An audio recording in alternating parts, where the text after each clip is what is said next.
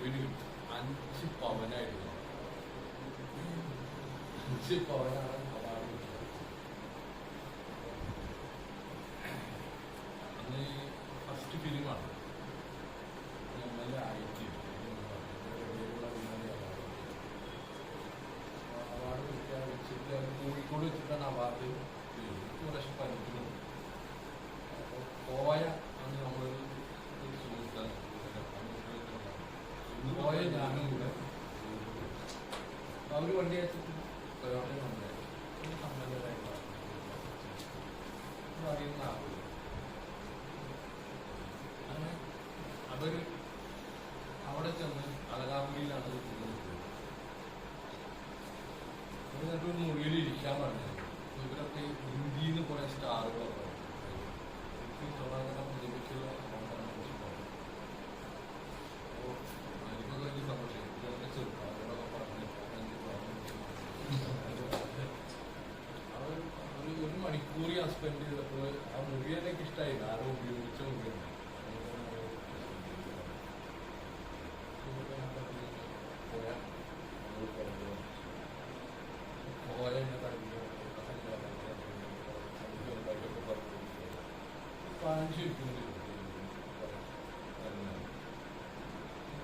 മറുപടി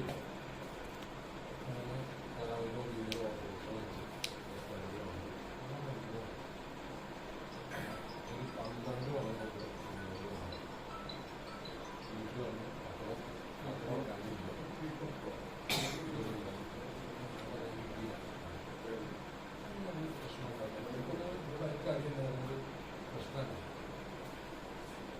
പിന്നീട് കോവിലായിട്ട് കോവിലിനായിട്ട് വാങ്ങിക്കണം.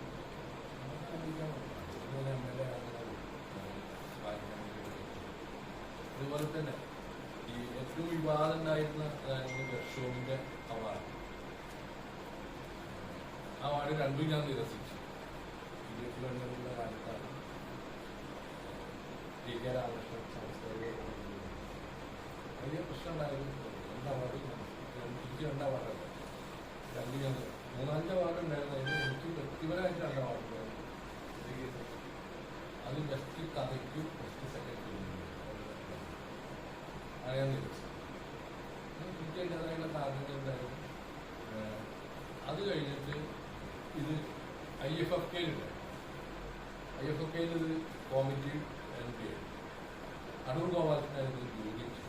അപ്പോൾ ഇത് ഭയങ്കര വിവാദമാണ്. എന്നുള്ളപ്പോൾ മെയിൻ ന്യൂസാണ്. ലെഫ്റ്റ് MLA അതുകൊണ്ടാണ് അത് കൂടുതൽ വാർത്തയായി. അങ്ങനെയാണ് അത് പലരും കാണാനൊക്കെ കാണാൻ ആളുകൾ കാണുന്നത്. അടൂർ ഗോപാലകൃഷ്ണൻ ജോലിയായിട്ട് പറയുന്നത് ഞാൻ വീട്ടിലേക്ക് പോയി പങ്കെടുക്കുന്നത്. ഈ 2 അവാർഡും കൂടിയിട്ട് ഒരുമിച്ചാണ് കൊടുക്കുന്നത്. അതായത് സ്റ്റേറ്റ് അവാർഡും ഈ ഇന്റർനാഷണൽ അവാർഡും ഒരുമിച്ചാണ് ഈ വേദിയിൽ വെച്ചിട്ടാണ് പ്രധാനപ്പെട്ടത്. അങ്ങനെ എന്നെ ദേവാലയനെ വിളിച്ചിട്ട് എന്നോട് പറഞ്ഞു, അടൂർ ഗോപാലകൃഷ്ണൻ നിങ്ങൾക്ക് എന്തായാലും അതിൻ്റെ പോലത്തെ ഒരാള്.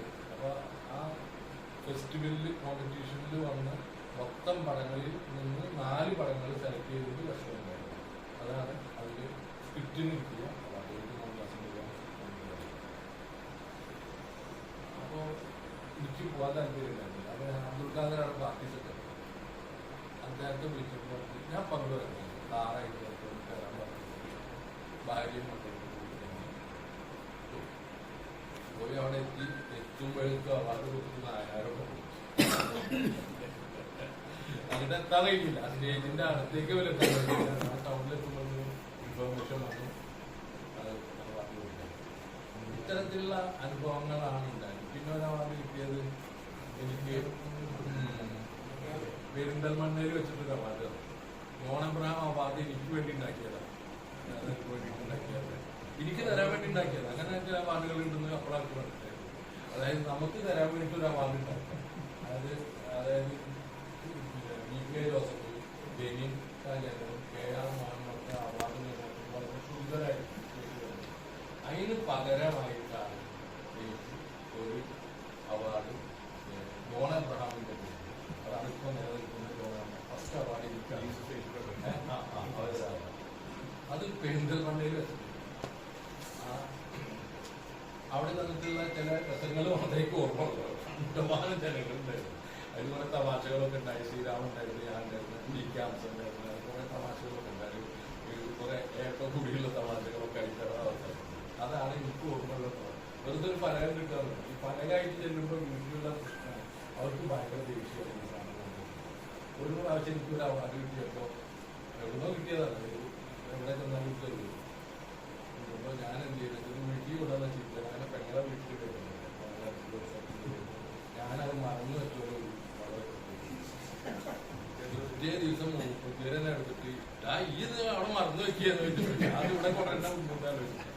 അപ്പൊ അങ്ങനെയുള്ള ഒരു സ്വീകരണങ്ങളൊന്നും കിട്ടിയില്ല. ഇത് ആദ്യം ഇതിന്റെ ഒരു ആശയം മനസ്സിലാവുന്നില്ല. എനിക്ക് ഒരു ബോധ്യമായില്ല ഒരാളെ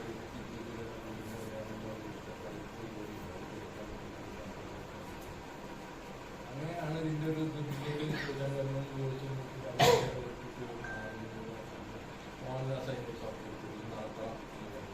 തൃശ്ശൂർ നടത്തണം. പോയാക്കി ചാവക്കാട് നടത്തുന്നത് വലിയ ഭാഷ. തൃശ്ശൂർ നടത്താൻ. അങ്ങനെയാണ് ഈ പ്രോഗ്രാം ഉണ്ടാകും. പ്രോഗ്രാമിൽ എനിക്ക് വലിയ റോളുണ്ട്.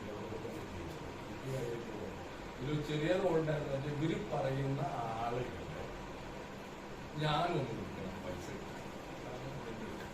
അപ്പൊ ഞാൻ പറഞ്ഞു ഞാൻ ഒരാളെ ഒരാളെ ഞാൻ വിളിച്ചു. അപ്പൊ അയാള് എത്ര പൈസ വേണം തരാൻ തയ്യാറുള്ളത്. അപ്പൊ അയാൾക്ക് അപ്പൊ കുറച്ച് ബുദ്ധിമുട്ടുള്ള സാധനമാണ്. ഒരു സർജറി കഴിഞ്ഞിരിക്കും. അപ്പൊ എന്നോട് പറഞ്ഞ എത്ര എന്നോട് തരാലോ, ഇതില് ലേശം ടൈറ്റിലാണ്, നമ്മൾ എനിക്ക് ഒന്നും തരണ്ട, അതിന്റെ ആരോഗ്യം റിക്കവർ ചെയ്താണെന്ന് വിളിച്ചു. പിന്നീട് അച്ഛൻ വിളിച്ചിട്ടായിരുന്നു ഈ ചെറിയ പൈസ വാങ്ങിച്ചു. ബാക്കിയുള്ളവരൊക്കെ തന്നെ നമ്മൾ ചോദിക്കാതെ പറയാതെ ഒരാള് ബോംബെയിലൊരു സുഹൃത്ത് വെച്ചിട്ട് ഒരു സുഹൃത്താണ്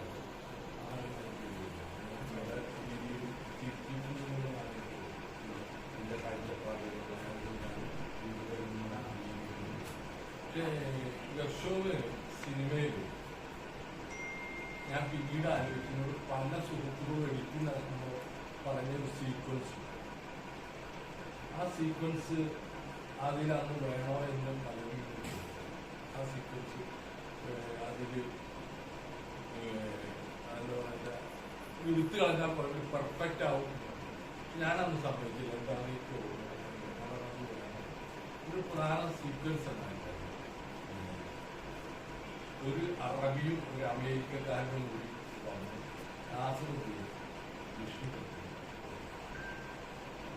പല രീതിയിൽ ചെയ്യുന്നുണ്ട്. നമുക്ക് ഒടുവിൽ ഡോളർ വെച്ച് നിൽക്കുന്ന ഇയാൾ നിഷേധിക്കുന്നു. അറബി ഈ ഡോളർ ഞാനിപ്പോൾ സിനിമ കണ്ടപ്പോൾ ഇതാണ് ഇപ്പോൾ എക്സ്പ്ലെയിൻ ചെയ്യുന്നത്.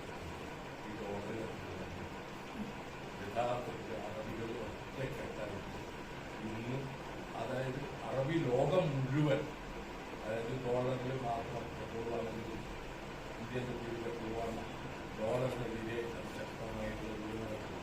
അമേരിക്കൻ കമ്പനികൾക്കെതിരെ വലിയ ബോയ്ക്കോട്ട് നടക്കും. ഇന്ന് ഞാൻ ലിസ്റ്റ് ചെയ്തു ഏതെല്ലാം ഭക്ഷണങ്ങളാണ് ഉപയോഗിക്കപ്പെട്ട നിരവധി കയറ്റിലുള്ള ഒരുപാട് ഭക്ഷണങ്ങൾ അവർ എന്റെ മക്കളെന്നോട് പറഞ്ഞു. ഒരുപാട് പല സ്ഥലങ്ങളിൽ കുട്ടികളെ പോലും വാങ്ങിക്കാൻ സമ്മതിക്കുന്നില്ല. അത്തരത്തിലേക്കുള്ള വലിയ ബോയ്ക്കോട്ടാണ് പല കമ്പനികളും കൂട്ടുന്നത്. ഇതൊക്കെ വെച്ച് നോക്കുമ്പോൾ ആ സീക്വൻസ് വളരെ കറക്റ്റായിട്ട്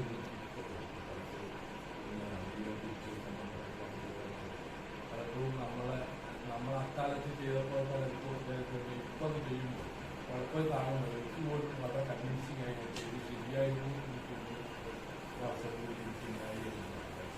നമ്മൾക്ക് പോലും നമ്മളെ കൺഫ്യൂസ് ചെയ്യുന്ന രീതിയിൽ നമ്മുടെ സുഹൃത്തുക്കളും നമ്മുടെ ആളുകളൊക്കെ അതിന് പറഞ്ഞ കാരണം അത് നമ്മൾ ചെയ്തതും അത് നിലനിർത്തിയത്. അപ്പോൾ ആ ഭാഗം അത് ചെയ്തത് അത് വിധമായി നോക്കിയിട്ടുണ്ട്. എല്ലാ ആളുകളും ഇതിൽ ഒരാളെ എഴുതിട്ട് പറയാനൊന്നും ഞാൻ ആഗ്രഹിക്കുന്നു. എല്ലാ ആളുകളും ഇതിൽ ചെയ്തവർക്ക് എല്ലാ ആളുകളും ഇതിനു വേണ്ടിയിട്ട് അധ്വാനിച്ചുകൊണ്ട് ഒരാളും ഇതിൽ മാത്രമല്ല ഇത്രയും എന്തൊരു സിസ്റ്റമാറ്റിക് ആയിട്ട് ഞാൻ അത്ഭുതപ്പെട്ടു. എന്തൊരു കമ്മ്യൂണിക്കേഷൻ ഒന്നുമില്ല. അതായത് ഇതിന്റെ ഈ മീഡിയ അത് അത്ഭുതകരമായ രീതിയിലാണ് അതിന്റെ ഉത്തരവാദിത്തം എങ്ങനെയാണ് പാർട്ടിന്റെ അതെന്ന് വെച്ചാൽ ഇങ്ങനെ സത്യത്തിലായിട്ട് യഥാർത്ഥത്തിൽ ഈ പാട്ട് എങ്ങനെ ഉണ്ടാകുന്നു എന്ന് പറയുകയും അവർ പാടുകയും ചെയ്യുക എന്നുള്ളതായിട്ട് വട്ടം വളഞ്ഞിരുന്നിട്ട് പറയുകയും പാടുകയും ഇതൊന്നും ഞാനുണ്ടായിരുന്നു. ഞാൻ കണ്ടു പോകുന്നു. രാഹുലിക്ക് പറഞ്ഞ് മനസ്സിലാക്കിയിട്ടില്ല. രമേശ് നാരായണനാണ് ഈ പ്രപ്പോസൽ വെച്ചത്. ഞാൻ പാടാം, എനിക്ക് പാടാൻ പാടാൻ ഇങ്ങനെ ചെയ്യാം, മാളയും കൊണ്ടുവന്നു അങ്ങനെയായിരുന്നു. ഇത് രാഹുലിയോടോ കമ്മ്യൂണിക്കേറ്റ് ചെയ്തില്ല, റഫീഖ് അഹമ്മദിനോടും കമ്മ്യൂണിക്കേറ്റ് ചെയ്തില്ല. അവിടെ അത്തരത്തിലുള്ള ഒരു കൺഫ്യൂഷനിലാണ് നിങ്ങൾ ജീവിക്കുമ്പോൾ ആൾക്കാർ നന്നായിട്ട് ആസ്വദിച്ചിട്ടുള്ള അതിന്റെ ഒരു ടോട്ടലി ആൾക്കാരെ ആസ്വദിക്കുകയും പക്ഷെ അങ്ങനെയല്ല നമ്മൾ ഉദ്ദേശിച്ചത്. അല്ലെ, അങ്ങനെ വന്നില്ല. അപ്പൊ അത് വേറെ ലെവലിലേക്ക് പോയി. എങ്ങനെയാണ് ഒരു പാട്ട് ഉണ്ടാകുന്നത്, എങ്ങനെയാണ് ആ പാട്ട് ഉണ്ടാകുന്നത്, കാരണം ഓരോ പാട്ടിനും ഓരോ കാരണങ്ങളുണ്ട്. കട്ടം പിടിച്ച് വലിക്കല്ലേ എന്ന് പറയുന്ന പാട്ടിന് എങ്ങനെ എന്തുകൊണ്ട് സംഗീതം ഉണ്ടായില്ല എന്നുള്ളത് എനിക്കൊരു അസ്ട്രേഷൻ പറയാമെന്നാ വരുമ്പോൾ ട്യൂൺ എങ്ങനെ ഉണ്ടായിരുന്നത് അയാൾക്ക് എങ്ങനെ എഴുതിയെന്ന് പിന്നെ ആനന്ദ കണ്ണീരി എന്ന് പറയുന്ന കൊറിയോഗ്രാഫിയെ കുറിച്ച് എനിക്കൊരു വെർഷൻ വെട്ടാനാണ് വെർഷൻ.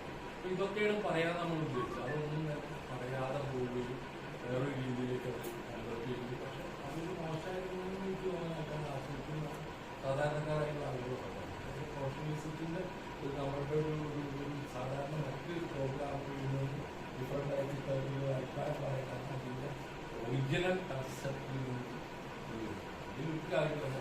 എപ്പോഴും കൺസെപ്റ്റ് ജനുവിനാണെങ്കിൽ എക്സിക്യൂഷൻ നടക്കുന്നത് കൺസെപ്റ്റ് ആണ്